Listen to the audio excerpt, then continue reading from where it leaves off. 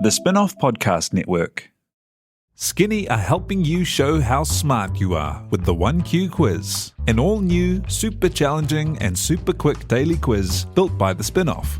Every Monday, Skinny are giving you the chance to prove you're smart with the Skinny Extra Credit question.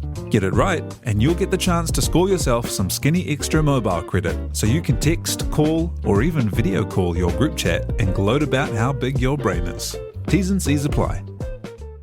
The Fold is brought to you by oMedia, making brands unmissable and public spaces better across Aotearoa.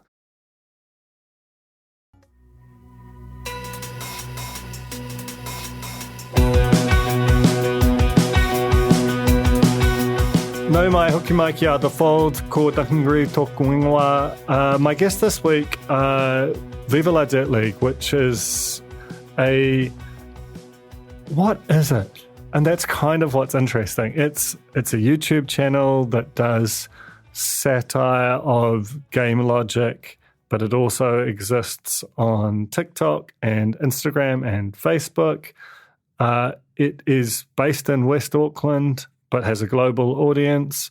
It's funded in part by YouTube advertising and to a lesser extent by other platforms, but it also has a very active Patreon. They recently wanted to create a studio so that they could do better versions of their work. And they went to Kickstarter and asked for $100,000 US. That's a pretty sizable sum. When it closed, they'd made $2.5 million.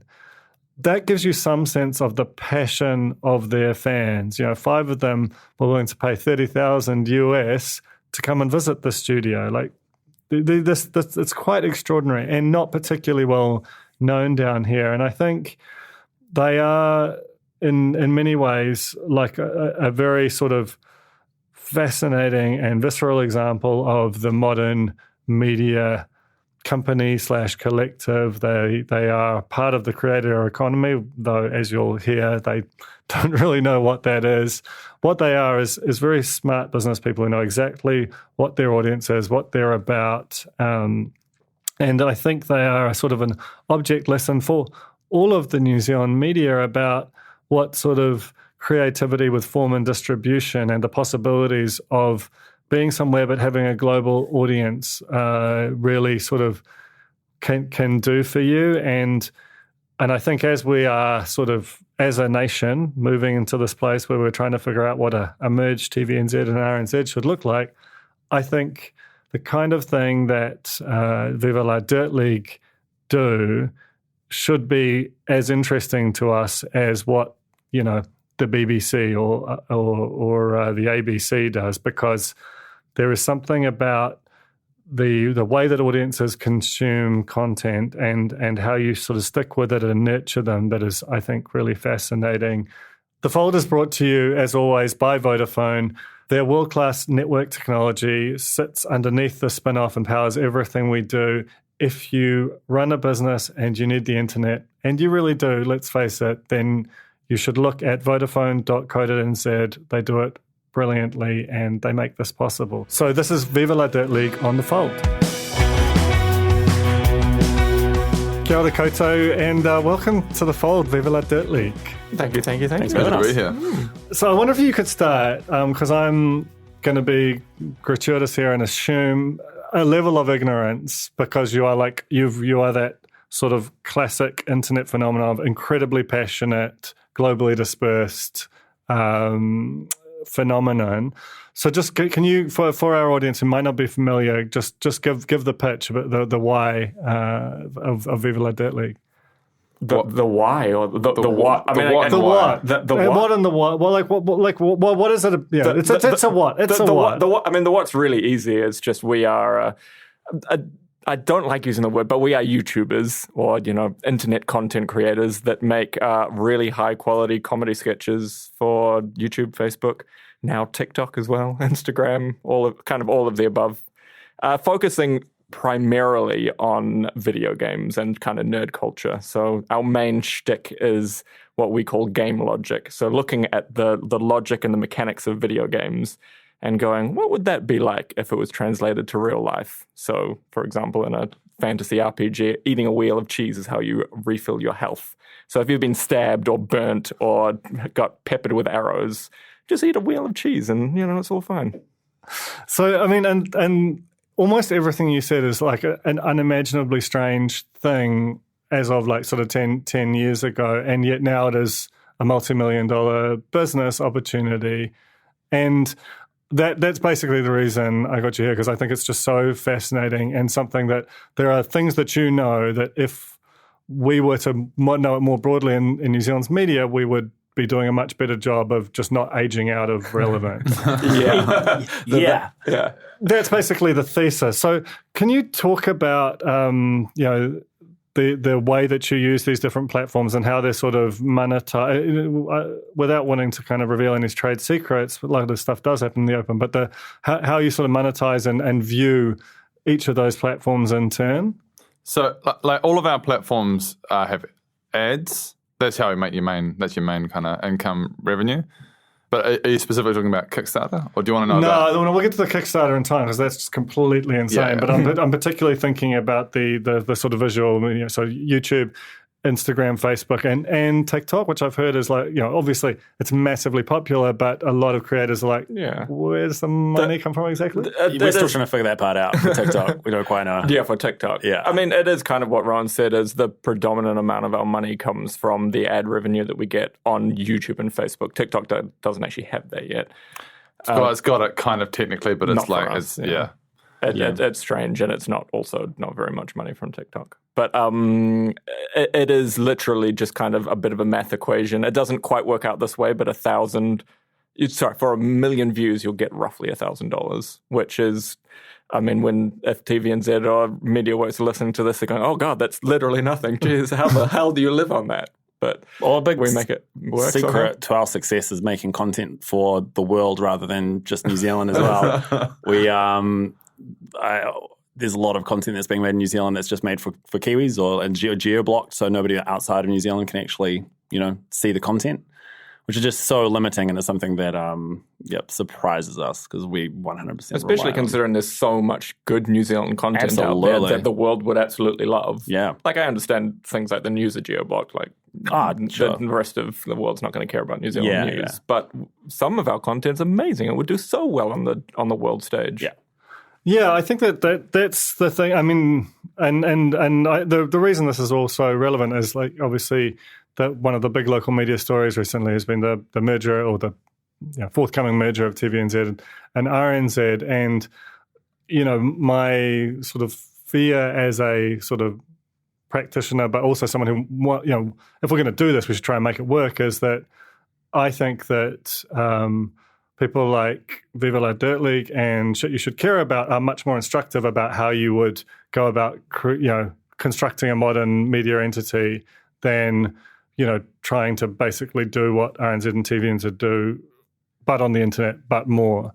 So tell me about how you built this thing, and because it does feel like YouTube is still the kind of the core of this thing. You call yourselves reluctantly Facebook, YouTubers. Yeah. What was the sort of unlock? Because I remember, I had your interview with Matt and Jerry, and you talked about this kind of "Are we even good?" moment, which is about where you turned up, Adam, and he just popped into existence as we were like, yeah. So fairy godmother. Yeah. How did you build it out? So a real quick origin story. It started doing just for fun. Yeah. It was just a hobby. We made StarCraft parody music videos just for shits and giggles. Like, we never had any aspirations to anything. Yeah. And they did relatively well at the time. And so that was how the whole thing began. And then as the years progressed, that kind of died off. That wasn't the biggest kind of sensation on YouTube anymore. Yeah, no, the novelty had sort of started to wear off a little bit, and we were starting to. I don't think we necessarily wanted to be the guys that made StarCraft parody music videos for our lives. It's also a little bit limiting for the most part. You're going to go so far with one game equal music video. That game was losing popularity as well, and just the amount of work that goes into parody music videos as well is absurd. And the return on investment was not there. The next thing was Alan had the idea that let's start doing this board series, this little retail series of just two guys, just clowning around in a retail store, just kind of exploring a bit of basic retail logic. Yeah, that was it. And it did really badly. It did. well, remember, relatively speaking. episode 1 was meh. Episode 2 in Gangbusters, that was our most popular video. And we're like, this is us for the rest of our lives. We've got it. But it turned out the episode 2 was just this massive fluke. And we never, not until the recent days have we actually reached those numbers again. But that kept us going for a little bit longer, I think. If we hadn't hit that... it went like hundreds of thousands of views. Yeah, it got to 500,000. And then episode 3 was just like 1,000. Yeah. Exactly. We were used to getting like a couple of thousand views in a week, I guess. And then this second episode just went... I just went viral on Reddit randomly, just because it was about Reddit. Honestly, that might have been the thing that kept us going long enough. Like, if we had never got this episode 2 success, we might have just petered out and never tried to recapture that. I don't know. But yeah, and then I guess you guys kind of petered on like 2,000 to 3,000 views for another good year until I came along and kind of was like, let's try other things. And interestingly enough, Bored, the series they're talking about, was they say that it was losing subscribers every time they uploaded a new Bored episode, and it even did that for a wee while when I came along as well. But I think really what was happening was the people that were there for the music videos were jumping ship, but it was gaining more people that wanted to be there for the skit comedy. And then eventually, I mean, today Bored's one of the best series that we do, still do it, and it's very cult loved by a lot of people. There's a lot of discussion about algorithms generally and the extent to which they can be gamed. And there's a natural tension between the creativity that is a natural part of what you do, and also the need to follow the zeitgeist as almost expressed by what YouTube and the kind of interrelating platforms push. Like, to what extent do you sort of study that, or is that almost like a feel thing? The old algorithm. Yeah, the old algorithm. Because the algorithm for the longest time has always promoted long videos, which is not what we do. We've really stuck out what we do. We really have, potentially to our detriment. Potentially to our detriment. Our success is it ebbs and flows. Sometimes I think we're ticking all the algorithm boxes, and the algorithm's like, you guys are our favorite channel on the internet. But then suddenly something changes. Like recently, it's TikTok, and it's the whole everybody just wants TikTok videos. So the emphasis for YouTube and Facebook has really just been pushing those kind of vertical 60-second videos. Multiple short plays. Honestly, I think the whole journey of social media is a journey towards just shorter and shorter attention spans. Oh, absolutely. And TikTok is the and we're combination. feeding right into that. Do you enjoy, for some people I've had on this show, that attention span shrinkage has been like a source of great anguish for them. It seems like you're kind of vibing with it a little bit. No, I've always wanted to use this. You wanted to use Viva as a platform to eventually make feature films. So taking a step backwards to 60-second TikToks has been a really a real journey for me. For the first time ever, about a month and a half ago, we decided to actually, we always film 16:9 normal upload to YouTube in that aspect ratio. We decided for the first time to do actual portrait style 9:16. Our cinematographer Tom was so gutted about having to literally rotate the camera 90 degrees to film these things. He was like, "What have I become? What have I done?" And at a certain point, you'll do it, and it'll never rotate back. Yeah, it'll never rotate back. Yeah, we'll see the camera the right way up. We're like, that camera looks weird. I'm still. It's just, again, it's all in service of the algorithm. We're literally, but at the end of the day, the main thing we need are views and to get ad revenue to then hopefully make the bigger form content. So it feels like it's a one step forward for hopefully 2 steps. Sorry, 1 step back for 2 steps forward. Hopefully. Although it's still being able to make what we want, which is fun short form comedy. Absolutely, our usual video on YouTube or Facebook kind of sits in the 2 to 3 minute range. So it's not that much of a stretch to drop down to 1 minute. That's interesting. The joke kind of gets easier. Usually writing the scripts for them is brilliant. Usually we say that each script kind of has to have the setup, the middle, which is funny, and then the end gag, and then a little button beyond that to head into the outro. These ones literally just kind of need to have set up gag. And that's it. Yeah. It's great. So easy to write.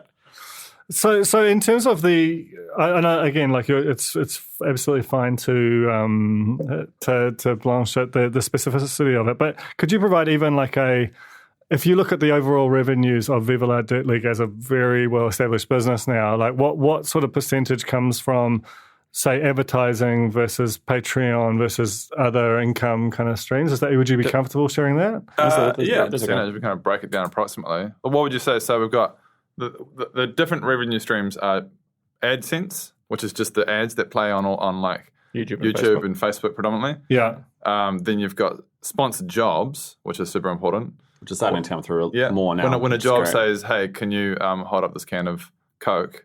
That's never happened. But if you hold up this can of Coke and usually it's computer games and computer companies' keyboards and that kind of stuff. Yeah. And then the third one being Patreon, I guess, which is our hardcore fans just literally paying us a regular monthly amount. Yeah. Is there any others? Merchandise, but that's pretty small in comparison. There's only really started and also Bandcamp. How's that doing? That's where we still heard in years. we still sell our old we get a songs. few dollars every week, guys. Especially now that's been bought by Epic, right? Yeah, yeah. So once those songs are in the metaverse, then they're out there. It's over. By far and away, YouTube and Facebook ad revenue, I would say, you say like 70, accounts 60, for 70? 60 or 70% most months. Yeah. And then sponsorship would be probably 20%. Patreon, I don't know. Am I going over 100% now? I think 10% brings it to 100, I think. Yeah, that sounds about right. That kind of gives total lie to the idea that the only people who can make a living out of the creator economy are YouTube and Facebook. And obviously they make a very good living. But, is that something, because you've got this very long catalogue that there's almost like a level of passive income? Do you have a sense of the split between new material versus the back catalogue? That changes week to week, month to month as well. It's generally pretty good. Like what we're getting from the back catalogue, it is literally an asset of just videos that are making money over in the background. Yeah, it's always present, but again, it comes down to the algorithm. One more time, it's honestly like sometimes the algorithm serves up our back catalogue like prominently.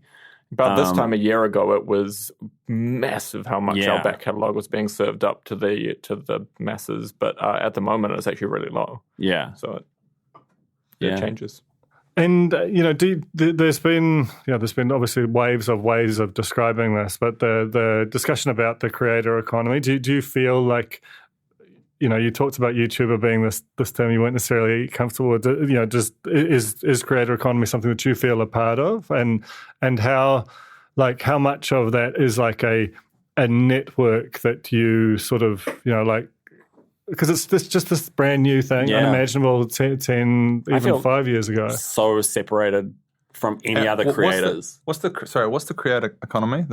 So the creator economy is basically people like you, but much more commonly understood as like individual, whether it's YouTubers, Instagrammers, whatever. You're relatively rare, being established across multiple platforms, who make a living out of creating content for social media, and obviously you can do that in a number of different ways. But you seem almost like, to me, a little bit of a hybrid of the old and the new world in terms of that you are quite set up as a business. And because of that, we feel, like Alan was saying, we feel very isolated. We're stuck between all of these worlds. We're not really film industry. We're not really film industry. We're not really gaming industry. We're not really esports. We're not really YouTubers, because YouTubers are vlogs and let's players and beauty artists and that kind of stuff. And or lower quality sketches. And so we're stuck between all of these worlds because we are all of them, but also none of them. And in New Zealand, there's nobody in the world really, there's nobody that does what we do,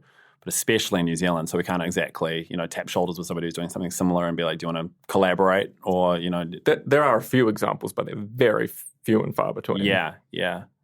So, it's a really interesting question. I feel like we're very much just hovering on the outside, somehow making it work, and hopefully it keeps working. When the New Zealand film industry, when little sections of the New Zealand film industry find out about us from time to time, they're literally blown away by what we're doing. Yeah. And then when the YouTube industry find out about us or think about us, they're like, how are you doing what you do? Because they know how much money they make on YouTube and then realize how much money it costs to do what we do. Yeah, no, we're reinvesting a lot of the money that we make into the content.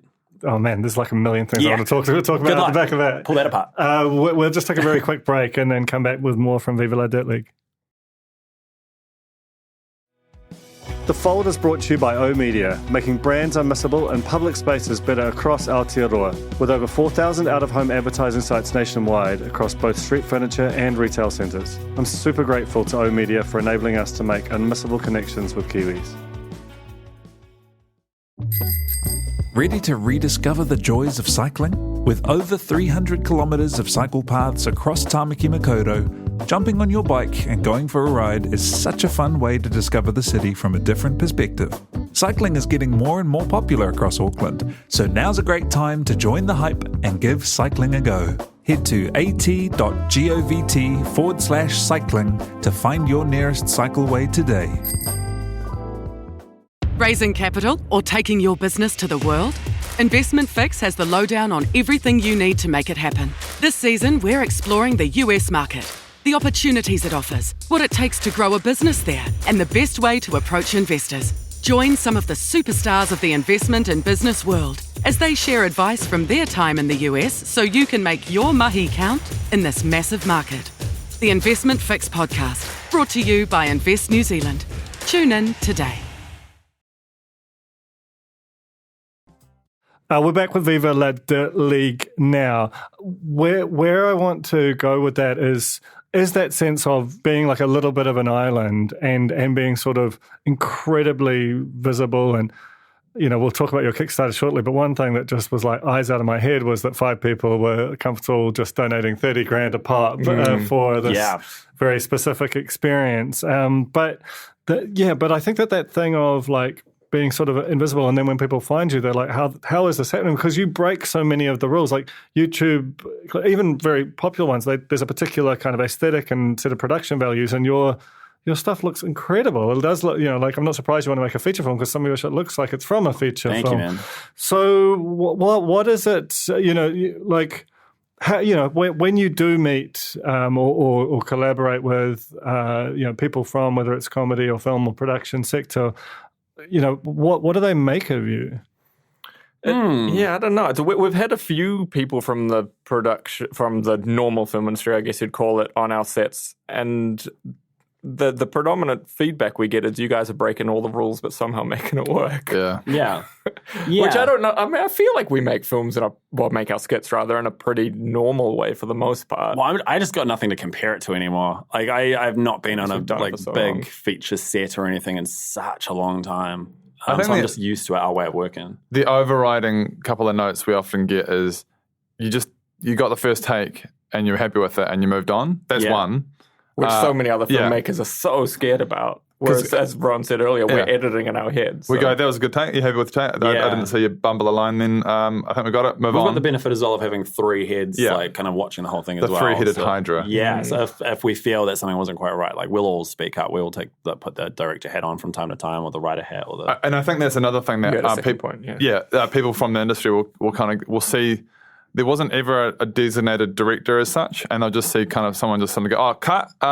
No, can we do that differently? No, and then people will go, oh, who is that? Who's or the actor who's literally on the camera, like it's the close-up, and they're like, and action. Yeah. Often it'll be you yourself there, and you just like, you don't want to wait for someone to go, can we do that line again? Action. You just go, keep you on the roll, okay, action, and then you just keep saying your line. I've made a real habit recently of just like delivering a line and being like, I'm going to do that again, and just do it until I'm happy with it. And also there's nice freedom to that. We get called this and call ourselves it all the time, the 3-headed Hydra. So it happens between the 3 of us, but we're also so comfortable with our crew now that some of them will just be like, cut, like just a random member of the, either the sound guy or the camera guy or someone. And we'll be like, what's going on? Oh, a random thing happened. Okay, is that not normal? That's not normal. No, oh my God. If someone other than the AD or director called cut on set, they'd get thrown out. I'm trying to think of any ads I've done. I suppose you never see the sound guy just go, oh, can we cut? No, I suppose not. Yeah. No, they'll try and get the eye of the AD to do it. Yeah, that's crazy. So, I mean, I think the fact of you being an island and being on some level, there's not a natural community for you, which does sound kind of like a lonely vigil in some respects, but also you should have like an immense amount of pride of having built a thing where no one saw a space. Yeah. And we're slowly building up our crew and, the Viva La Dirt League family. And also slowly building quite a lot of respect from the New Zealand film industry as well. Yeah. I mean, they should. Like that people watch your stuff and that happens with them, but doesn't happen every time. And it seems like it pretty much does with you. I guess the thing that's like really interesting to me is like I feel like there are so many lessons that you naturally know. Do you feel like whether it's the New Zealand film industry or New Zealand On Air or TVNZ, does that industry that you're not necessarily a part of, does it seem to want to know your secrets? Not really. That's actually the thing that baffles me the most. Yeah. Is that they're like, oh, they're doing their thing. It doesn't apply to us, which it totally does. Like Alan used to work at NZME and I used to work at TVNZ. And I mean, even while we were still working, they were moderately successful, obviously significantly bigger now. But they just didn't want to really know, did they, for the most part? Not at all. Like I'd get shoulder tapped by the social team sometimes or the higher up sometimes for like, can you give us tips on how you're doing so well? But we have not heard from anyone in the New Zealand film industry, like in that the sort of area for a long time. Like we did like 5 years ago or something get some funding from New Zealand On Air for a series we made called Wrecked. But again, generally we're an island. We don't get anyone reach out to us. I mean, you are quite confronting to that system, which, I mean, geo-blocking, sometimes, when they're licensing content, I can understand that that's part of the license, but it also feels like there's an insularity to it where, New Zealand On Air it's the Broadcasting Act gives it some little prescription, but and I think you've said that the quantum of your New Zealand audience represents sort of roughly around, is it 1-2%?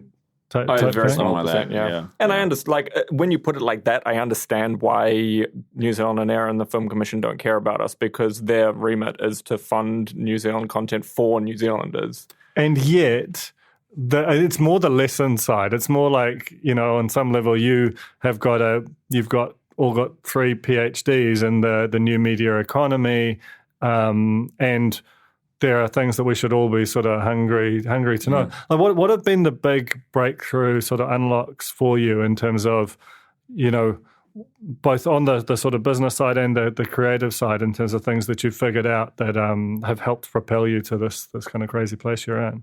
Well, we always are willing to try new things. That's a big part of what we often test something out and it doesn't quite work, so we'll drop it, move on to the next thing.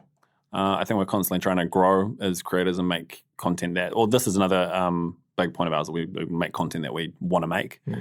Not having an overlord that's telling us what to make makes such a big difference. Such a big difference. And it keeps us hungry to continue trying to make bigger and better things as well. And it also gives us the freedom to fail as well. Like we there's a good one that happened quite recently. Is we did a restaurant sketch about. It was meant to be an analogy for allergens or things you don't like in your food when you get served at a restaurant, and we use the metaphor of having a shit in your salad. And like literally the gag is it's a Caesar salad and there's a big old Snickers bar that looks like a turd in the salad, and it went down like a sack of bricks to our audience. Relatively speaking. Relatively, yeah. But the confidence to try something like that is quite freeing for the most part.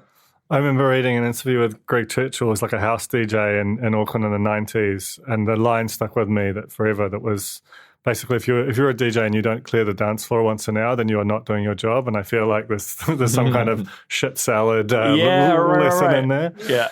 I guess, but that freedom thing that you talk about does feel on some level antithetical to the more prescriptive nature of, whether it's our sort of funding bodies or the way that we kind of tightly commodify content. There's just a sort of Wild West borderlessness to YouTube that clearly really resonates to you, and also it just feels like it's what younger people are gravitating towards. Interestingly, we do border ourselves and limit ourselves a wee bit, purely because kind of do have bosses, which are YouTube and Facebook. And if we're saying too many... algorithm. It's the algorithm. Yeah. If we're saying too many swear words or we're showing extreme gore or something like that, we will get demonetized, and that's our business. So. And I guess at the same time, we also have set ourselves a goal of releasing X amount of videos per week, which is like 3. So we have to hit specific, which is just for us, but also for the algorithm. For us, yeah. I mean, it's kind of for the algorithm. But in doing that, obviously limits us to like, okay, well, we really need to crank out this amount of episodes in this sort of space of time. And it's something that we're constantly trying to get ahead of and make more and more content. So then, once we're months ahead and we've got this backlog ready to go, we can hopefully make the bigger content as well.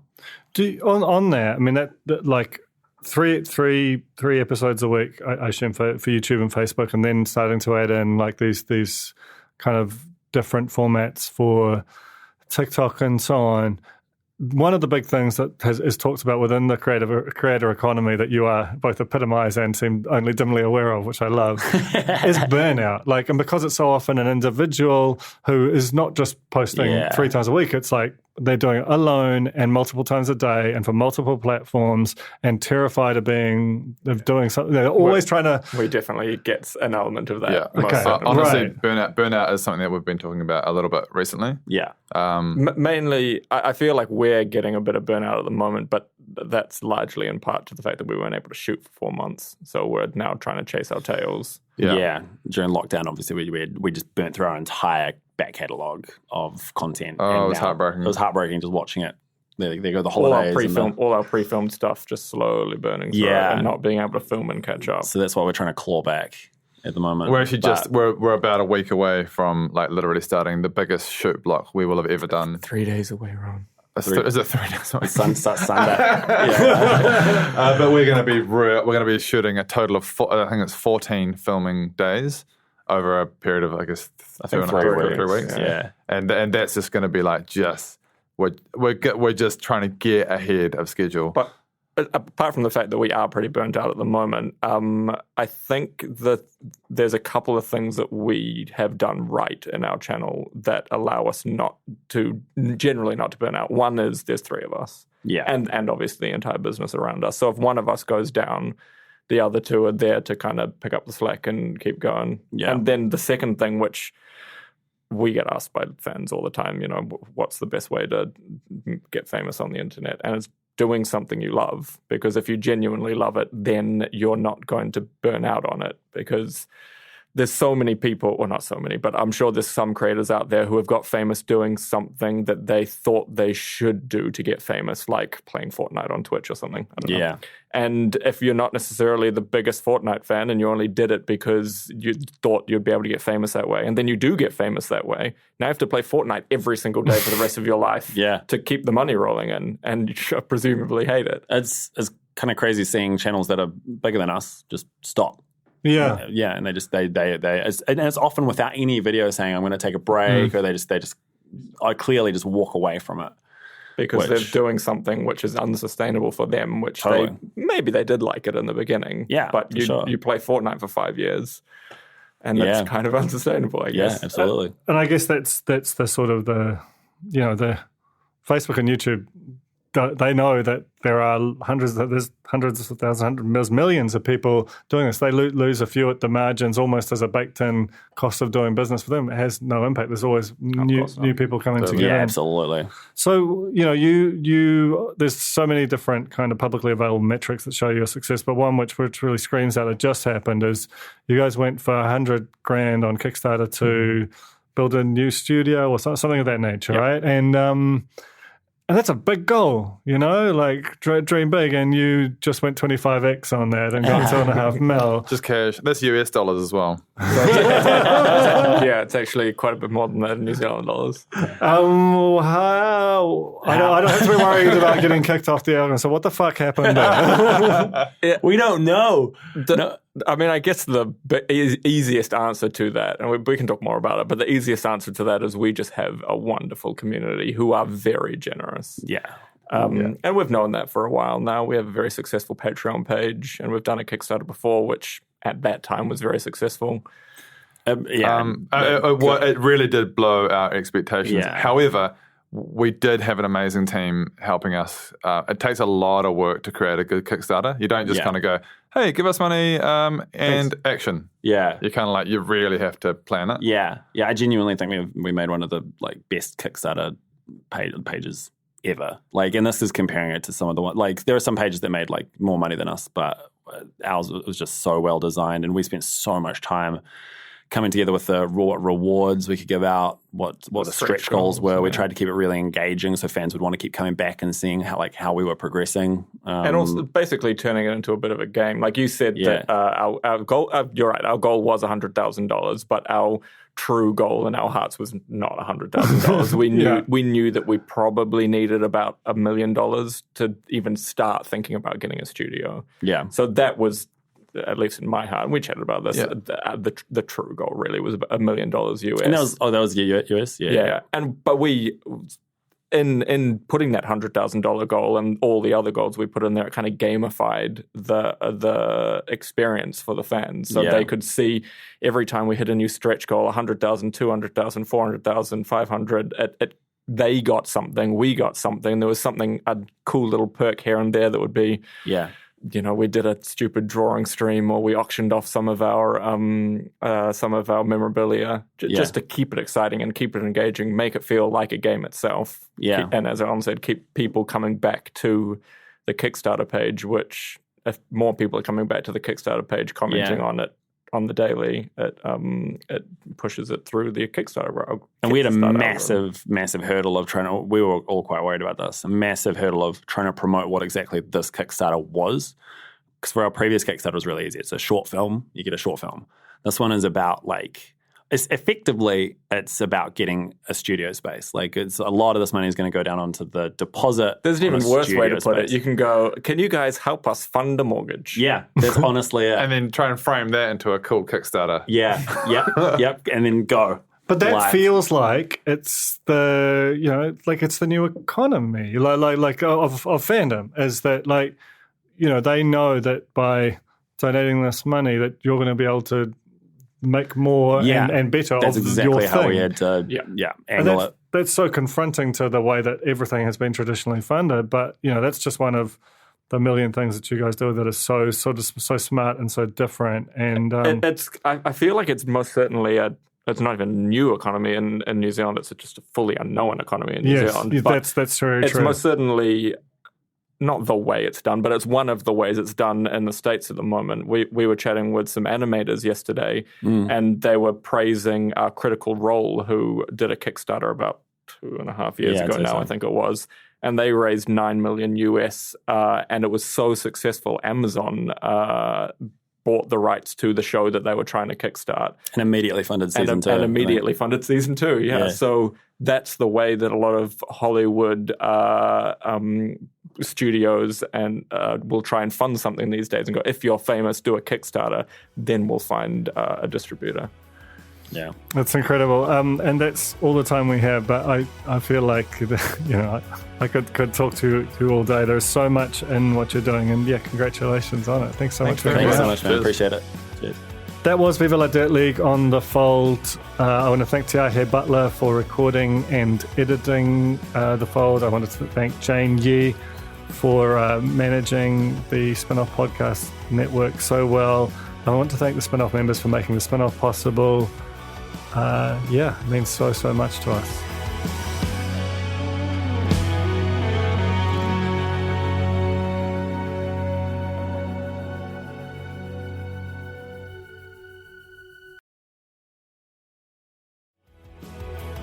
That was The Fold, brought to you by our partners at oOh!media, making brands unmissable and public spaces better across Aotearoa. Huge thanks to oOh!media for sponsoring this episode of The Fold and enabling us to make unmissable connections with Kiwis.